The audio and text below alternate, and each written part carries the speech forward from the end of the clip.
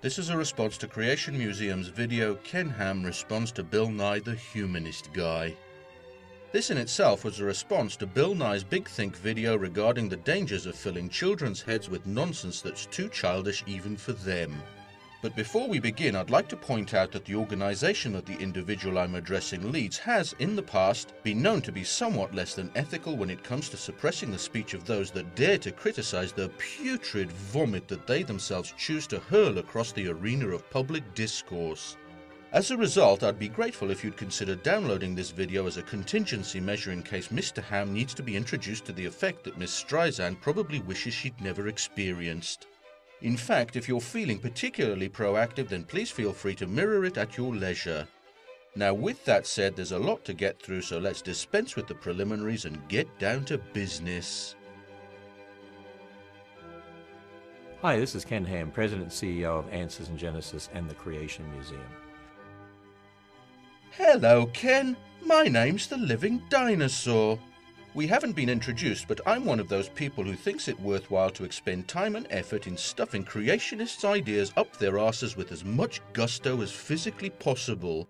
As luck would have it, of course, you happen to be a creationist, and a rather prominent one at that, so it looks like this fortuitous encounter will be a match made in heaven.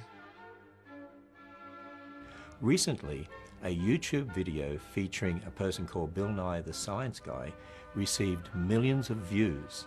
Now, the video was called Creationism is Inappropriate for Children. Well, I really believe we should call Bill Nye the Science Guy Bill Nye the Humanist Guy.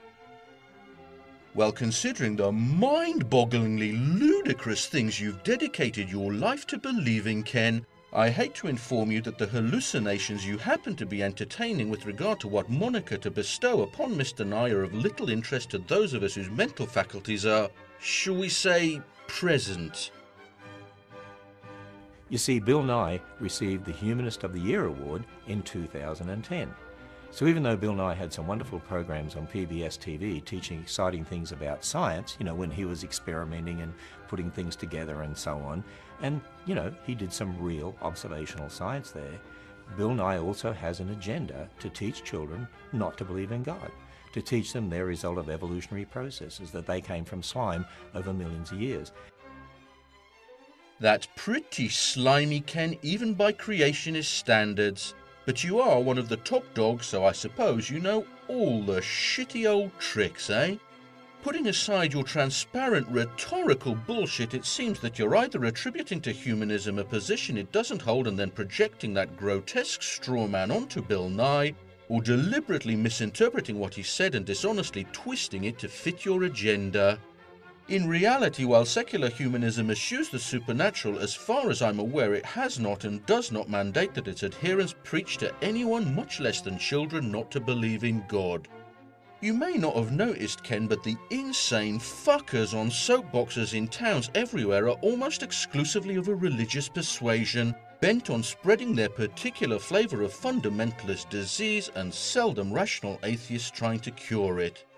Furthermore, to my knowledge, Bill Nye doesn't actively encourage theistic disbelief in minors either, and in the case of his Big Think video, he most certainly didn't. What he did do, though, is indirectly bring into question the existence of your God. More specifically, the one that created the world in 7 days 6,000 years ago, that murdered most of humanity in a global flood and that created the languages of the earth in an instant. And while he didn't say it explicitly, the implication was obviously quite clear to you that reality has all but conclusively demonstrated that your God doesn't exist. But that's hardly the same thing as asserting that no gods exist, is it, Ken? Because if you're clever enough to ascribe to your God properties that cannot be tested, then it cannot by definition ever be empirically disproved. If on the other hand you're stupid enough to insist that your God has properties that sound like they were dreamt up thousands of years ago by, I don't know, let's say ignorant primitive camel humpers, then that God can easily be dismissed as soon as it's determined that said properties are incongruent with physical reality. You know, Ken, like your God. As it happens, though, the majority of Christians and other theists aren't as dumb as you and your followers and don't believe in your God either. So when you say Mr. Nye is trying to teach children not to believe in God, what you really mean is that his promotion of reason and established science runs contrary to your Bronze Age beliefs, and while I can understand that you find it discomforting, all I can say in lieu of solace is, tough shit. Plenty of Christians have come to grips with the reality of these discoveries and incorporated them into their beliefs, and I'd strongly suggest that you take the time to find out how to do the same rather than wasting it defending the indefensible. Because not doing the former leaves you looking like a backward, doltish buffoon, and doing the latter is compounding the problem by turning you into a lying one. Now with that said, I'm going to do something that may seem a little strange to you, and that's keep an open mind. You see, I'm willing to acknowledge that I may have missed something, so if you can provide some actual verifiable evidence that Bill Nye has an agenda to actively dissuade people from their spiritual beliefs, I'd be happy to consider it.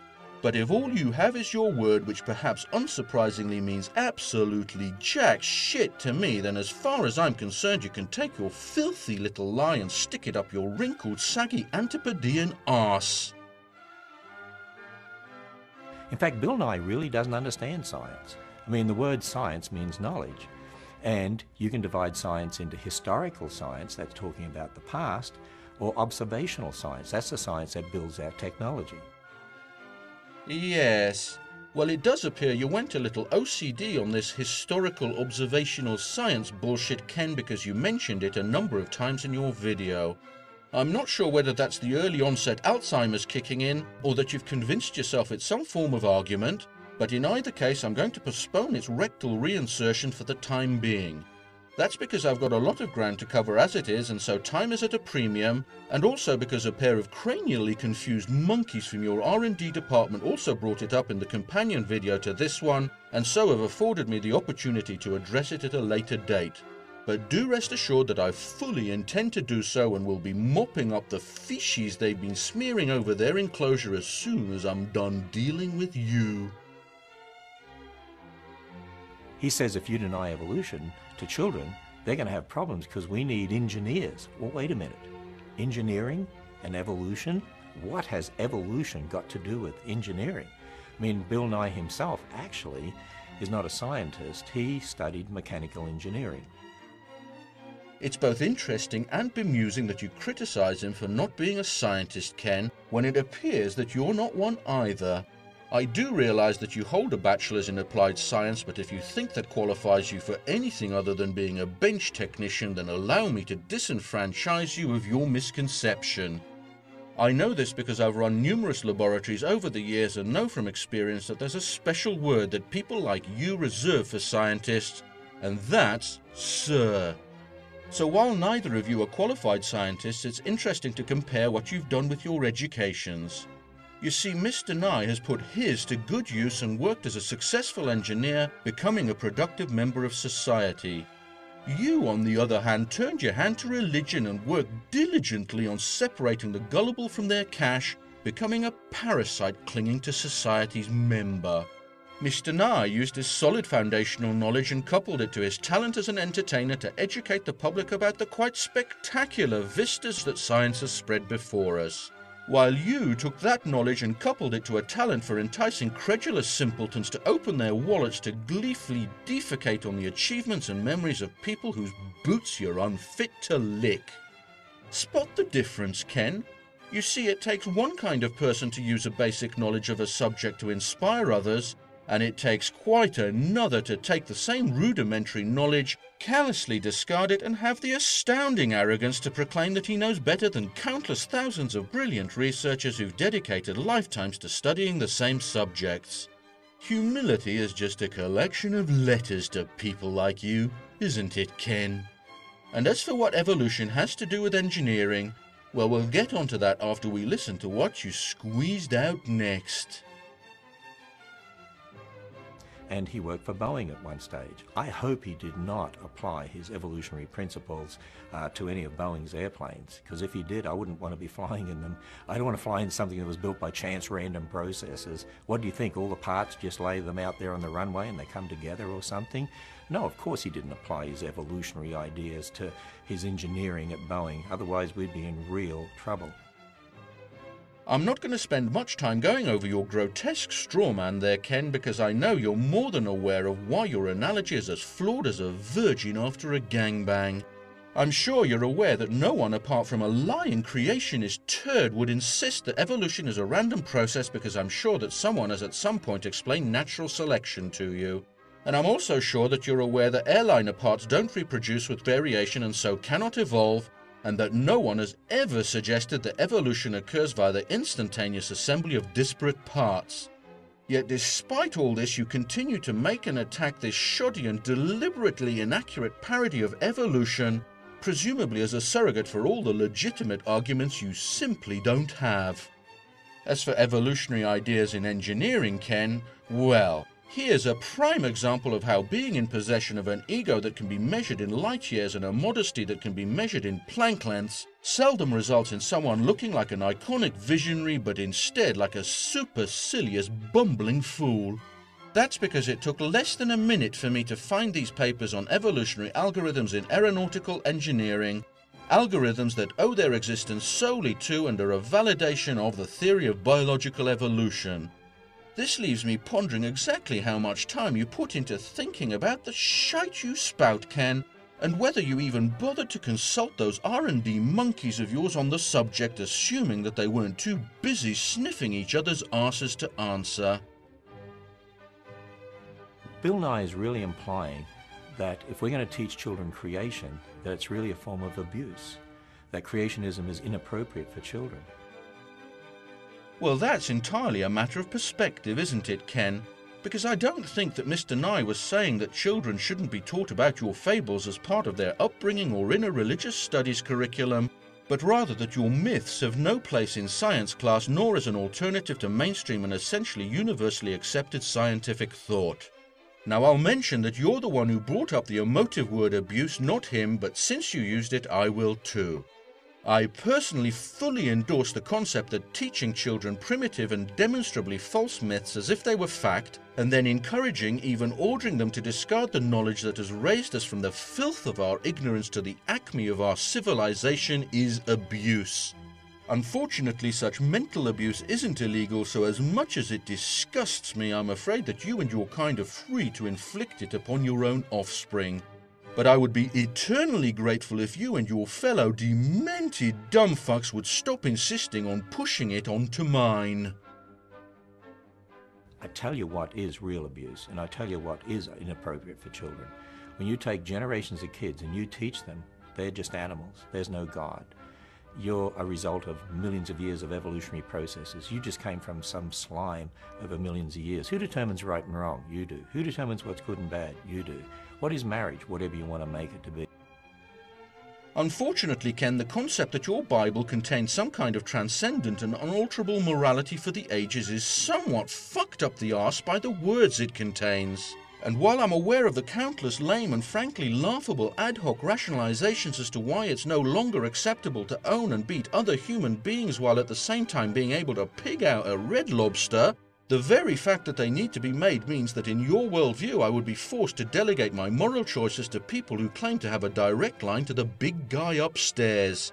Thus, in lieu of not hearing voices inside my own head and of not being able to distinguish between someone who's actually hobnobbing with his ephemeralness and one who's merely trying to pick my pocket, the only rational route as far as I can see is to do what I've always done, and that's use my own conscience. As for the psychological consequences of teaching evolution, I'm afraid that your perceived affront to our human dignity has no bearing as to the nature of reality. Because, Ken, as much as you might hate to admit it, we eat like animals, breathe like animals, defecate like animals, and fornicate like animals, and that alone should make it fairly easy for all but the most profound mental defectives to realize that we are animals. In addition, millions upon millions of pieces of evidence scream with deafening clarity to all but the most dim-witted of dumbfucks that, like other animals, we evolved from a common ancestor. I understand that you find this idea distasteful, Ken, but that's no excuse for denying it. I, for example, find it gut-churningly vile to contemplate that you and I are members of the same species, but am forced to accept the possibility as being the most likely explanation for the evidence before me. The grown-up thing to do in such a situation is to swallow your pride, accept what's patently true, and find some way to deal with it like billions of others have before. You know, it's really people like Bill Nye that are damaging kids. Creationists are teaching children that they're special, that they're made in the image of God, and of course giving them a basis for developing technology, that we can trust the laws of logic, we can trust the laws of nature, we can trust the uniformity of nature. Teaching people to think wishfully and ignore evidence is anything but harmless, as evidenced, for example, by the stunning success of abstinence-only programs. Furthermore, are you serious?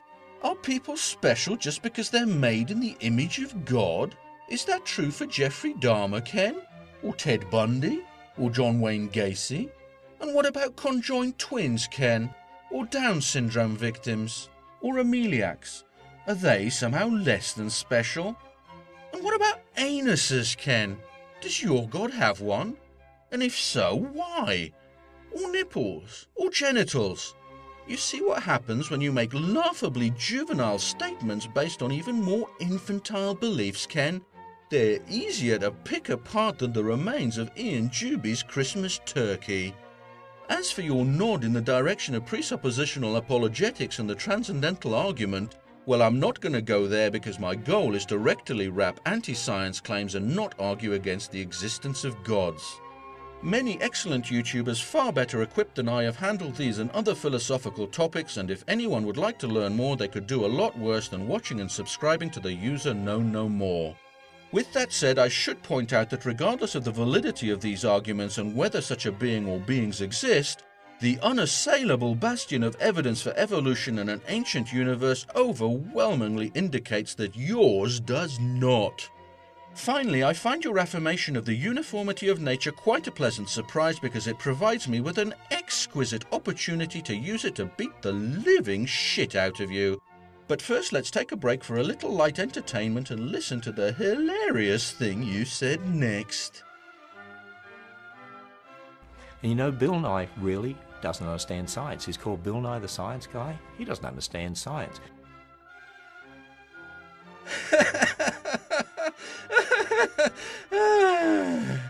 Sorry, Ken. I realise that was a bit of a cheap shot, but I maintain it was fully warranted because what I just witnessed was tantamount to a light grey kettle being badmouthed by an ebony pot that's just drifted past the event horizon of a black fucking hole.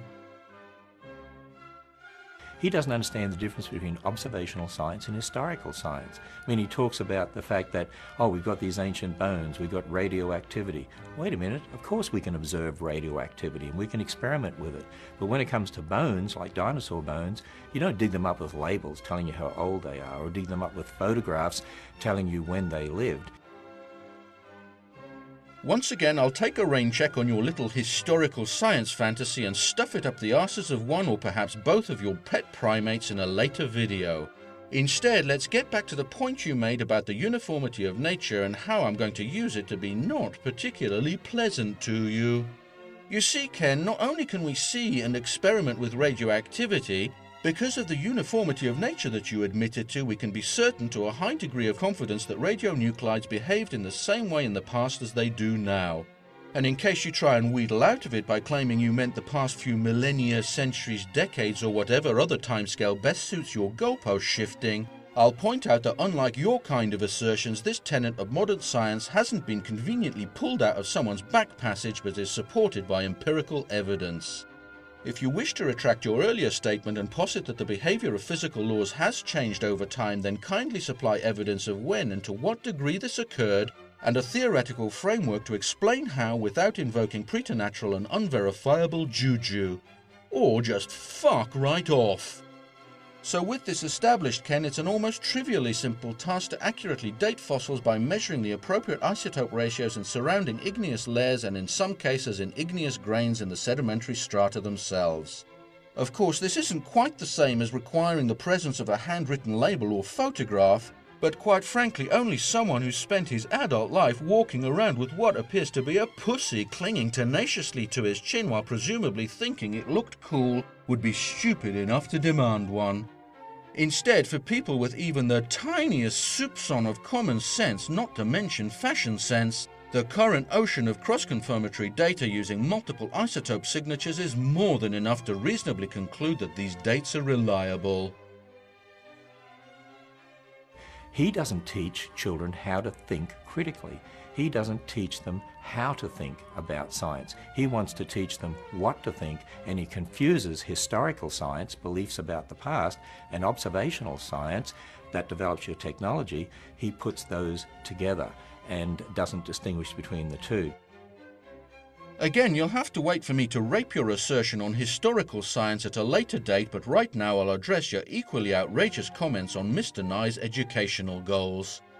I must say that I found this to be one of the most disingenuous parts of what is, by anyone's standards, one of the most insincere and duplicitous pieces of videography that's been flushed onto YouTube's server since Kenthoven was taken offline after discovering that not being entirely honest with the IRS is not the wisest rectal preservation strategy. You see, Ken, this is kind of rich coming from the man who's infamous for brainwashing little children with the following example of outrageous and nauseatingly repugnant shitbaggery. One of the problems we have today is that people tend to start outside the Bible, listen to what man is saying, and take those ideas to the Bible and say, how do we fit with this Bible? How do we fit it with the Bible? But we shouldn't do it that way. We shouldn't start from man's ideas. We should start from the Bible, should put in our biblical glasses, and when we understand what the Bible says about the history of the universe, it gives us a whole way of thinking to explain the things of this world. So for you to then criticize a nationally recognized educator for teaching children what to think rather than how to think, perhaps represents the scaling of the ultimate pinnacle of creationist hypocrisy, the zenith of the disregard for truth and decency to which you bastards can aspire. Not only did you take the cake on this one, but you scarfed it down like a gluttonous pig at a trough and then shat it out in the expectation that everyone would accept it as shinola. Well, unfortunately for you, Ken, I don't, and I'm here to point out where that repulsive stench is coming from. If evolution were true, I mean, it'd be so obvious to the kids that it's true, but it's not.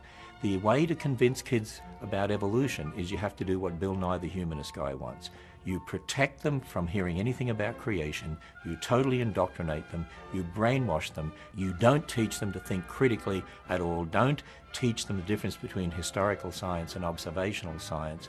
You just want to make sure they only hear about evolution, and that's it. Once again, ignoring your almost morbid fascination with historical science, allow me to point out another sign of your tenuous, if not non-existent, grasp of reality. That is your inability to recognize the utter banality of your assertion that evolution can't be true because it's not intuitively obvious to children.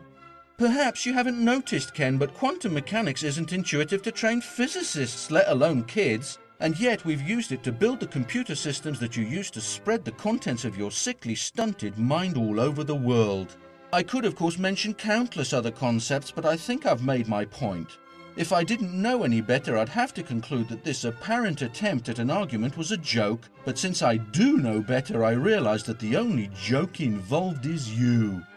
As for your subsequent brazenly projective polemic about indoctrination, well, at this point I'm going to share with you what my friend Wisdom in Nature 7, a professional philosopher and educator that anybody who values truth and honest free thought should, in my opinion, be subscribed to, had to say about it in a recent PM exchange with me, because he enunciated it far, far more eloquently than I ever could.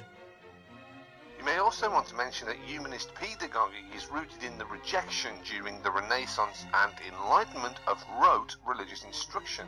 Indeed, a humanist education can be characterized both by its aversion to preaching and by its appetite for discursive rather than didactic methods.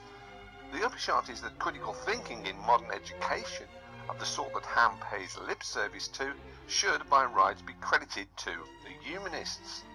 Put another way, free thought and secular humanism share a very recent intellectual ancestor, and what Ham accuses Nye of doing is almost precisely what humanist educators strive to avoid. Evidently, our Ken wouldn't know the difference between a humanist education and a pterodactyl's anus. Creationists, of course, are very happy to teach their children about evolution and teach the problems with it and teach their children how to think critically and the difference between historical science and observational science. Isn't it interesting how Christians are not frightened to teach their children about evolution? I have to say, Ken, that your obsession with this historical boondoggle of yours is verging on the psychotic, because you seem to be as enamoured of it as Kirk Cameron is of Ray Comfort's banana.